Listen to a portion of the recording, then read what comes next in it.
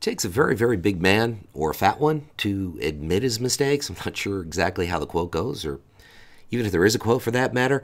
But I did make a mistake in my latest new PvP clip, or one of the clips in a 2v2 situation where I totally berated this poor mage and I wasn't entirely correct. And for me, it's very important for me to be entirely correct because I'm usually not wrong. But in this case, I was wrong, and I want to break it down because I think that there's a few ways that we could shed some light on this and look at things from a very, very different perspective, which is going to improve everyone's gameplay because it certainly has improved mine, and I'm always looking to improve, so here we go.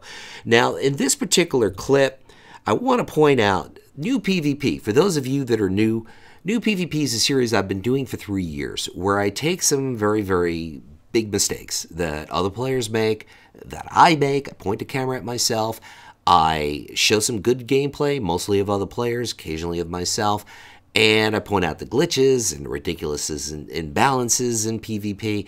And the whole idea is to be informative and to have a good time and laugh, because a famous philosopher once said, laughter is the bridge to improvement. Well, I'm not entirely sure someone once said that. Actually, I made that up. But what I'm not going to make up, and what I haven't made up, is what I'm about to say. I need to change the title of my series. It's currently called Dumb Things Noobs Do in PvP.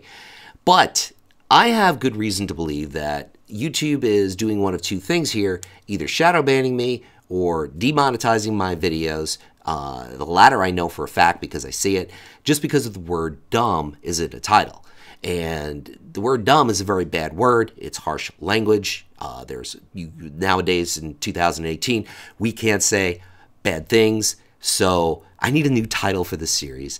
I'm thinking funny moments and memes in PvP, where I want to start to even throw memes into this. Let me know your thoughts if you have any ideas what to call this series. It's going to be the same concept, just different title, so I don't get shadow banned or demonetized. Now that part I am not making up. That is a fact. And if you have any ideas, leave it in the comments. This is your opportunity to name this series. I do read your comments. I believe if you could take a couple of minutes, watch one of my videos, I could take a few seconds and respond to you. And that's just not some bullshit claim. Oh, there goes the money. Not showing anybody any money now. I demonetized because of that word. But just click on any one of my 600 videos. You see I do respond to comments. Actions speak louder than words, which is part of the reason why I'm making this video. And the fact is, I want to break down the setting here. This is a 2v2 match, me on a Mistweaver monk with a random arcane mage. We're not in voice, just two random people doing twos, against a prot warrior who I ran into a couple of times that particular day. He got the best of me 2 times. I got the best of him once. Very skilled player. And he was with some random Windwalker monk. Now, my mage, an arcane mage, took out the Windwalker monk. We're in a 2v1, favorable situation. And all I need to do, or all I need this arcane mage to do, is poly the warrior, which he says in chat several times. And I'm thinking, this is some noob thinking, I know how to make macros. And he basically screwed it up and his poly's not working. But if you break down the video, you could plainly see that he not only sheeped or polyed the warrior once, he did it twice. It happened so fast because things happen, and we're going to break it down and explain what happened. But I want to show things a little bit different here because the mage knows he needs to poly the warrior. The warrior knows he's going to get polyed, and I'm like, why the fuck? Now, once again, not monetized, said a bad word, can't say bad language. Why didn't the mage poly the warrior? And I was 100% wrong. The mage did poly the warrior twice. You see, when I look at things, I look at results. And you will always get better results if you do the unexpected. Everybody's expecting a poly, but if he did something a little bit different here, or I did something a little bit different, better results. Do the unexpected, you will get better results. And that's kind of the whole purpose of this video. And here we go. I'm going to break it down for you, and we're going to go over it. Maybe we can learn a few things. I certainly did. Incidentally, this is another opportunity to say the best way to improve your gameplay is to record yourself. And you don't have to sit there and record every minute of every match. If you have a NVIDIA graphics card, 600 series or better, you have shadow play, and you could set it up to record the last 3 minutes, last 5 minutes. Usually the last 5 or 6 minutes is enough to show what you need to see if something crazy happens. And It's a great way because the camera does not lie, and the camera has proven me wrong, and some people with much better vision than me. Incidentally, all comments need to be left in Braille going forward because apparently I am blind because this guy did his job. He polyed Warrior not once, but twice. Let's go to the videotape. For those of you who watched my videos in the past, I've said many times when you point the finger at someone else, 4 more fingers point right back at you. Boomer Esiason, great quarterback, once said that.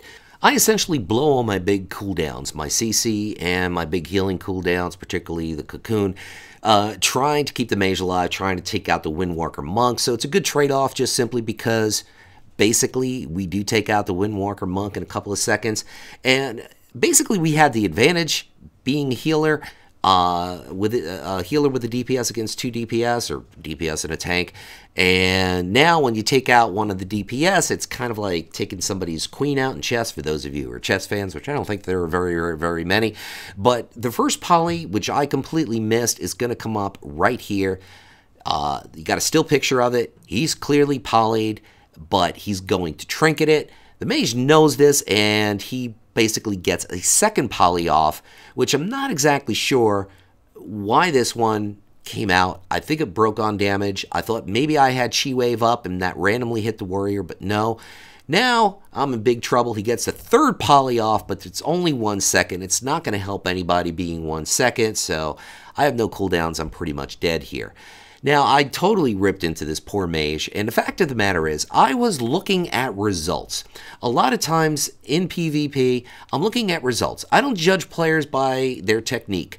There are some people that will, and believe me, I see it in the comments all the time, Luxy, you suck because you backpedaled out of combat, or you're a keyboard turner, or you're a clicker. You could click, keyboard turn, or backpedal your way to victory. Does not matter to me. The bottom line is, win the game. Doesn't matter how you do it. Do it ugly, just get it done. Backpedal your way to it. Have a great time.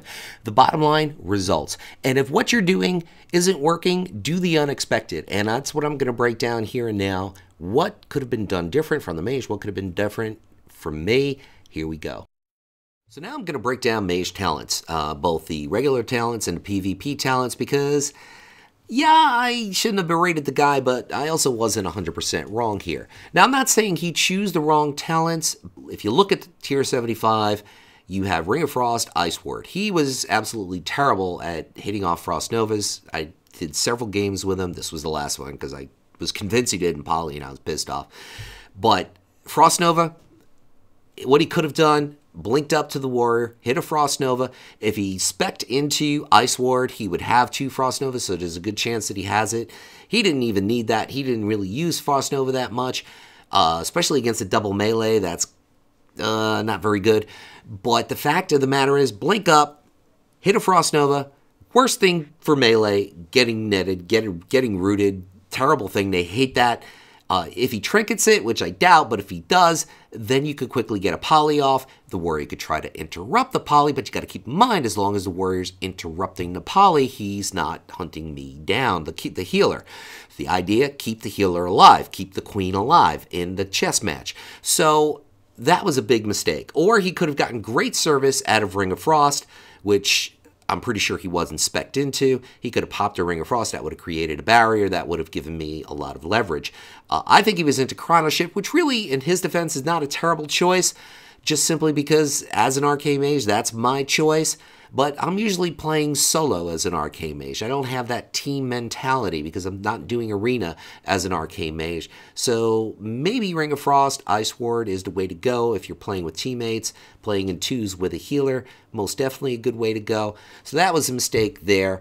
And if he just blinked up and used Frost Nova, that's the unexpected. Because what is expected by everyone, and I said this before, I'm expecting, the warrior's expecting, and the mage knows he has to poly the warrior. If you blink up and hit a Frost Nova and then displace backwards and get ready with the poly, then he'll trinket it, and now you got him poly and you can't get out of it. He might use Spell Reflect, but at least you're doing the unexpected. Now, if we take a look at the PvP talents, it's the last tier, Mass Invisibility is really the choice here. In a team environment where you have a healer. Mass Invisibility can get your healer out of a bad spot, especially since it's pretty obvious when it hits. It changes the visual of the screen, and it also makes a certain noise that's pretty unmistakable, and having played a Shadow Priest with Spectral Guys, which I desperately miss from the good old days of Warlords of Drain, all the fun, what I used to do and get myself out of a situation literally 95% of the time, pop Spectral Guys, run through the melee, run through the player. 95% of the time, they're expecting you to continue running to get away. The idea is to go behind them. You buy yourself an extra few seconds because they're trying to figure out where you are because you're not in front of them anymore.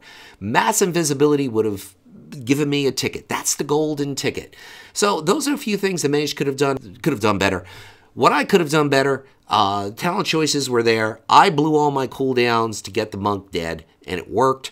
Ring of Peace was gone. My cocoon was gone. Those are my two big things there. The paralysis is a joke against warriors because they could just hit Berserker Rage. Not 100% sure if Prot has that Berserker thing to take out the saps, but or the paralysis. But from my experience against warriors, paralysis is an absolute joke. It's a waste. So there's not much I could do. Where I failed, and I failed miserably, was kind of poor use of my Transcendence. I used it earlier to get out of the jam initially because I was low on health while the warrior was beating on me. The mage was taking out the Windwalker monk. I got away from the warrior, a couple of charges, boom, boom, boom. He's back on top of me. And I kind of was in a panic mode, just trying to get away from the warrior, thinking, hey, I'm not getting any help. Why am I not getting help? He's yelling poly, poly, poly in chat, and I think, oh, God, this guy's, happy idiot. Somewhere there's a village out there missing an idiot, and he's just got a macro that's not working, and that's what I'm thinking, and I was 100% wrong. So if you guys like these kind of breakdowns, me pointing out what other people did wrong, could have did better, what I did wrong, more importantly, what I could have done better, leave it in the comments.